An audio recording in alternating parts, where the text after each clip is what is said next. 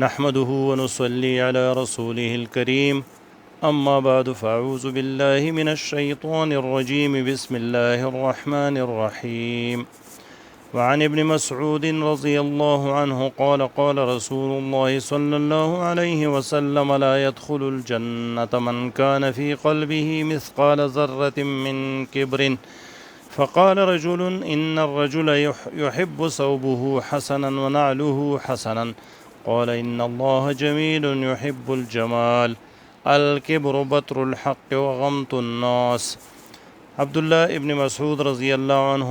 عنہ سے روایت ہے، فرماتے ہیں کہ رسول اللہ صلی اللہ علیہ وسلم نے فرمایا کہ جس شخص کے دل میں ایک ذرہ کی مقدار تکبر ہے وہ جنت میں نہیں جائے گا۔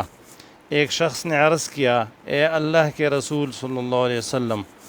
کسی آدمی کو یہ بات پسند ہوتی ہے کہ اس کا کپڑا خوبصورت ہو اور اس کا جوتا بھی خوبصورت ہو۔ آپ صلی اللہ علیہ وسلم نے ارشاد فرمایا، اللہ تعالیٰ جمیل ہے اور جمال کو پسند کرتا ہے، یعنی صفائی ستھرائی اللہ کو پسند ہے۔ پھر فرمایا تکبر حق کو جٹلانا اور لوگوں کو حقیر و ذلیل سمجھنا ہے۔ تو اس حدیث میں آپ صلی اللہ علیہ وسلم نے فرمایا کہ اپنے آپ کو صاف رکھنا، اپنے آپ کو خوبصورت رکھنا، اپنی صفائی ستھرائی کا خیال رکھنا،